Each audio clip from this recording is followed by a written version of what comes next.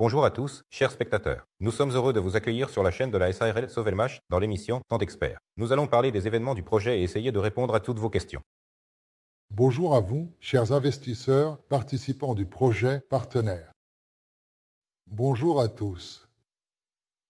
Passons tout de suite au SAPU.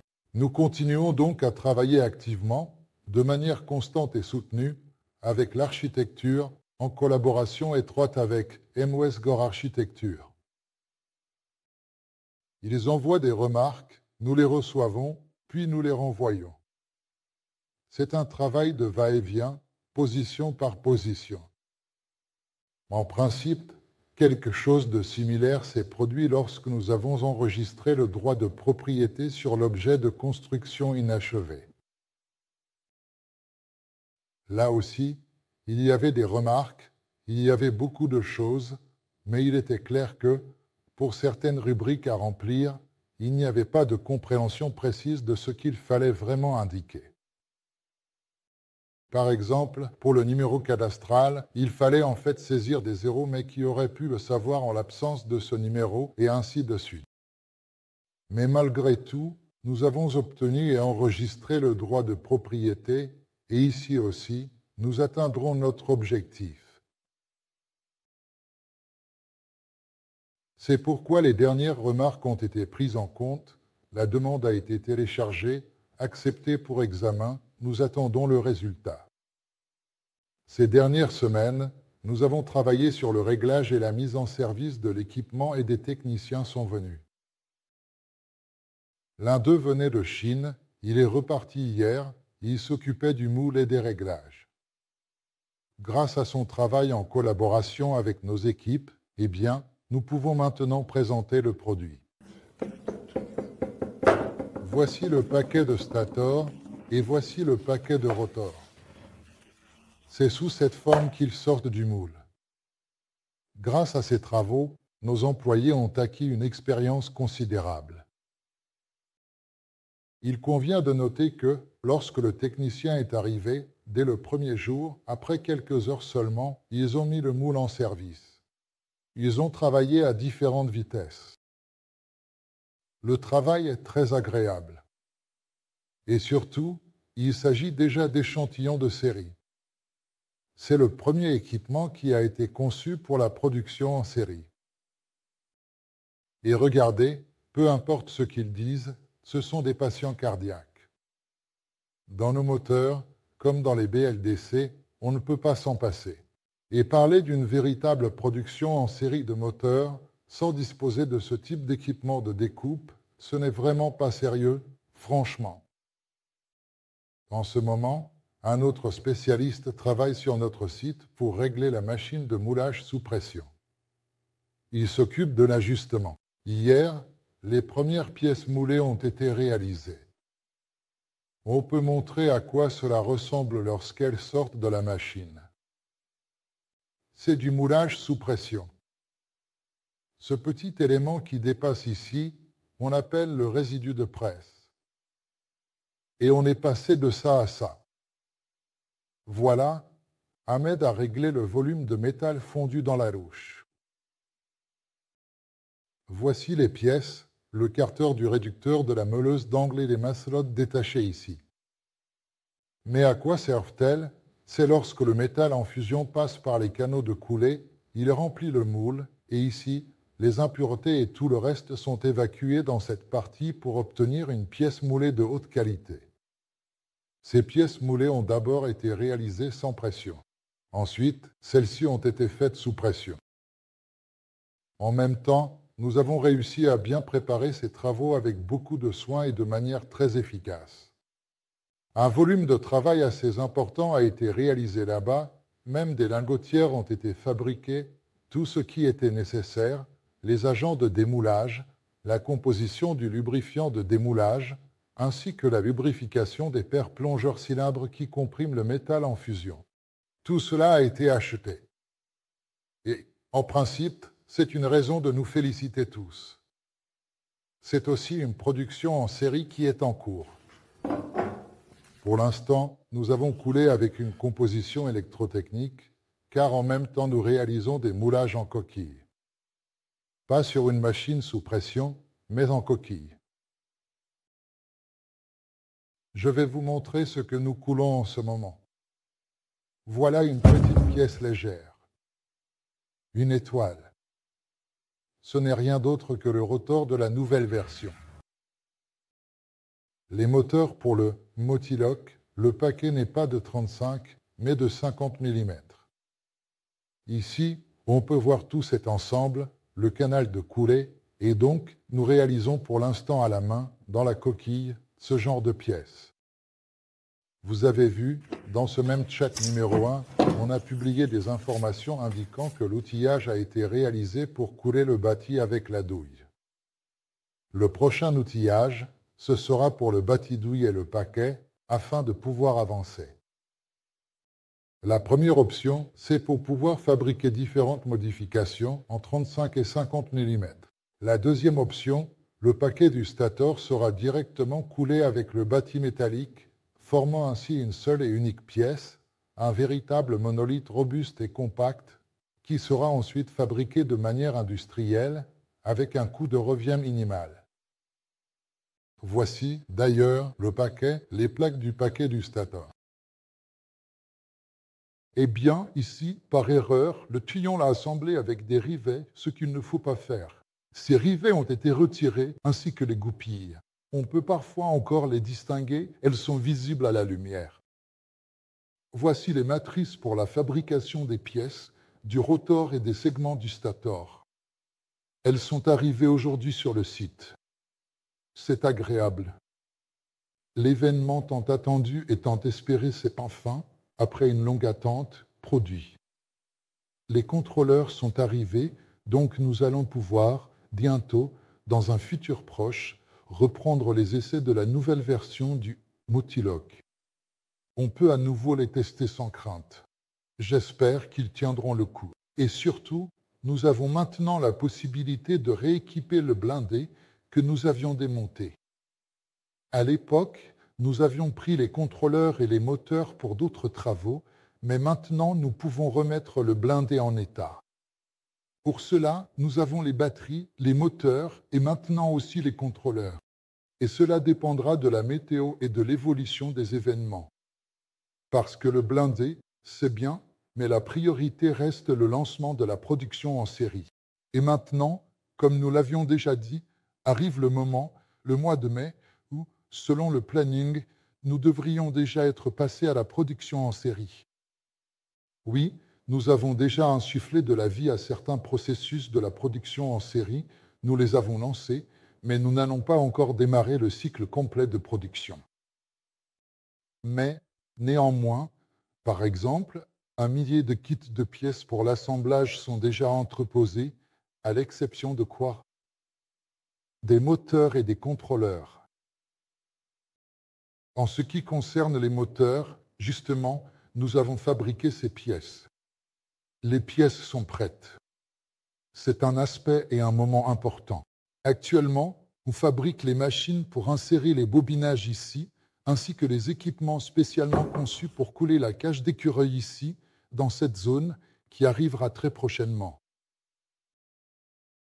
Mais tous ces travaux peuvent déjà être réalisés sur des noyaux non découpés au laser, mais fabriqués de manière industrielle. Il faut vérifier toutes ces caractéristiques afin d'éviter toute surprise. Oui, nous sommes confiants, mais avant de lancer une telle production, il faut tout vérifier minutieusement une fois de plus. En effectuant ces travaux, nous calculons la charge de travail. Nous calculons le temps nécessaire à la fabrication, la quantité de matériaux utilisés, l'amortissement des équipements, la maintenance, absolument tout. Nous évaluons combien coûtera réellement cette pièce précise. Cette pièce correspond à une opération d'assemblage. La deuxième est la pose de l'isolation des encoches. La troisième, l'enroulement des bobines. Ensuite, il y a l'insertion, puis la mise en forme des parties frontales, puis la soudure, la fixation des extrémités des conducteurs, puis l'imprégnation, le séchage, et ainsi de suite. Quand nous aurons tout calculé, nous ne dirons pas approximativement, mais vraiment précisément, exactement et concrètement combien coûte ce stator, combien coûte ce rotor.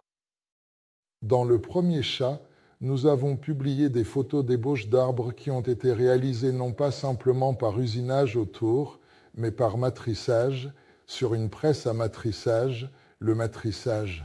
Le matrissage permet de faire ceci: on charge une barre, la machine coupe automatiquement l'ébauche, puis elle est forgée et on obtient déjà une ébauche d'arbre, et il ne reste plus qu'à faire le reste. Il faut percer un trou, tarauder pour l'écrou de fixation et usiner les portées pour les roulements, ainsi que, bien sûr, pour le montage du rotor. C'est beaucoup moins cher, beaucoup plus rapide et plus simple que de tourner cet arbre. Voici cette machine. La réception a été faite en Chine. Les dimensions sont conformes. Il sera expédié prochainement. Il devrait même déjà être en route vers chez nous. En attendant, nous continuerons à usiner les arbres. On n'a pas le choix tant qu'il n'est pas arrivé. Et pour travailler avec les arbres, un robot manipulateur sera installé sur la machine qui placera les ébauches et les retirera ensuite, prendra l'ébauche du magasin et la déposera dans un conteneur. Je voudrais également souligner que nous avons, en particulier, effectivement coulé cette pièce, ainsi que d'autres pièces similaires. Cela a été rendu possible grâce à la création d'un atelier d'usinage. Dans cet atelier, nous avons rassemblé de nombreux équipements variés qui permettent de fabriquer les outillages nécessaires à de tels procédés. On aurait pu rêver. Si nous avions dû tout commander à l'extérieur, cela aurait pris des années.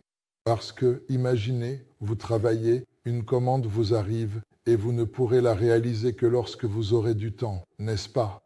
Tout cela s'étale pour chaque poste, ce qui finit par coûter très cher et prendre énormément de temps. Et je tiens à remercier tous les investisseurs qui ont cru en nous, qui ont cru en ce projet.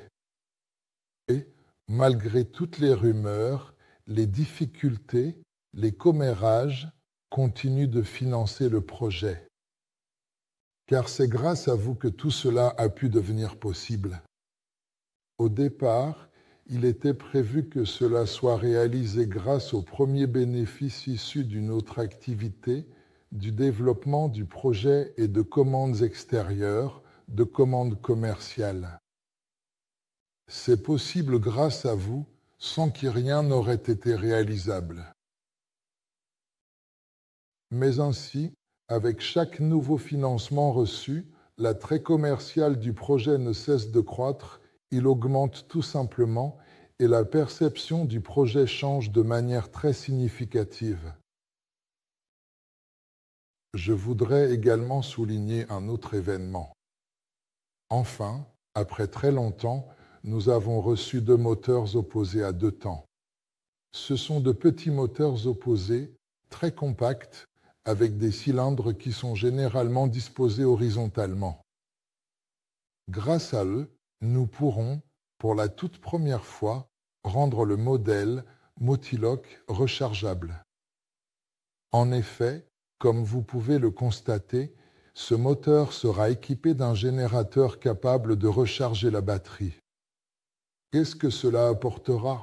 Tout d'abord, le Motiloc ne sera plus obligé de rester en vol en permanence. Il pourra atterrir à un endroit précis, se recharger, puis reprendre son vol. Cela augmente la portée de vol, la durée de vol et la variété des missions qu'il pourra accomplir.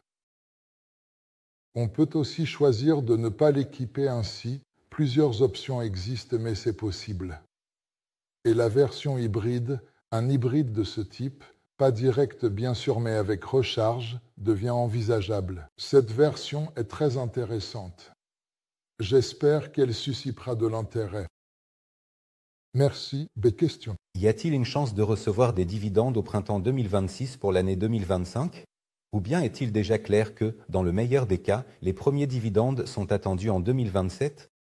Vous comprenez, je ne suis pas sûr que pour l'année 2025, vu la situation actuelle avec l'autorisation de mise en service et d'exploitation, parce qu'il nous faut d'abord une autorisation, ou plutôt une décision de fin de construction, obtenir un certificat, puis un mois pour préparer l'autorisation de mise en service. Cela nous amène à la fin mars-avril. Nous recevons le certificat en mai. Et nous sommes au mois de juin, donc la mise en service, l'autorisation. 6 mois non, en 6 mois, on ne peut pas se lancer non. En fait, nous allons surtout nous occuper de la mise en place de la production. C'est une période assez coûteuse. Oui, nous ferons un bénéfice, mais pas encore de gros volume. Pour la commercialisation, justement, toute l'équipe et moi-même, nous nous dépêchons d'accomplir les travaux qui nous permettront, dans les plus brefs délais, de fournir les concessionnaires et de lancer la première série de la meuleuse d'angle, mais le volume du premier lancement sera de 1000 pièces. Eh bien, oui, j'espère qu'à ce moment-là, nous commencerons déjà à fabriquer toutes nos pièces, mais il faudra quand même, en quelque sorte, en acheter certaines en Chine. Donnez-nous des infos sur le réseau de distribution, beaucoup qu'on ne comprend pas, mais on le veut vraiment. Groupe Telegram, aucune information. Je viens de Vladivostok, ici on aimerait vraiment développer tout ça, et d'ailleurs dans tout l'Extrême-Orient. J'ai compris votre question, et ce n'est pas unique, nous recevons de nombreuses questions. Les conditions avec les distributeurs sont à l'étude, parce que, eh bien, l'une des questions est la suivante. Un entrepreneur individuel peut-il ou non? C'est Maria Jusa qui a posé la question. Mais en tant qu'entrepreneur individuel, elle ne peut pas faire du commerce, elle doit faire quelque chose, et tout entrepreneur individuel doit faire quelque chose. Donc, nous devrons leur fournir les produits sous forme d'un certain kit de construction. Mais alors, la personne qui assemble ce kit doit en assumer la responsabilité quant à la façon dont il a été assemblé. Donc, il faut prévoir certaines opérations qui, en aucun cas, ne pourraient affecter les principales caractéristiques du produit pour le consommateur. Deuxième point, il y a des personnes qui souhaitent devenir distributeurs, mais qui rencontrent un obstacle important, car elles ne peuvent pas acheter un lot économiquement viable et justifié. En effet, pour ces personnes, acheter seulement 1 ou 2 pièces revient beaucoup trop cher, car le prix unitaire est alors bien plus élevé, ce qui rend l'achat difficilement accessible et peu avantageux. Là aussi, il faut trouver une solution. C'est pourquoi nous travaillons sur ces questions en nous basant sur vos demandes. Vous posez des questions, nous nous réunissons pour les étudier et voir comment y répondre. Chaque question sert de base à l'élaboration des relations avec les distributeurs et à la définition des conditions du partenariat. On souhaite vraiment prendre en compte au maximum les intérêts de chacun dans la mesure du possible. Tous les intérêts raisonnables. Et croyez-moi, les questions posées sont vraiment pertinentes. Elles sont très pertinentes, justement du point de vue du vendeur lui-même. Parce que nous, de notre côté, on peut imaginer à quoi cela devrait ressembler. Mais votre avis est plus précieux, car il provient directement de l'évaluation de la situation. Nous regardons les choses d'un certain point de vue, alors que les distributeurs potentiels en ont un tout autre. Prendre leur opinion. Les questions se répètent à ce stade. Et le commentaire suivant est concluons ici. Bonne fête de mai à tous. Je souhaite à tous de bonnes fêtes à venir. Profitez en bien. À très bientôt. Prenez soin de vous. Au revoir.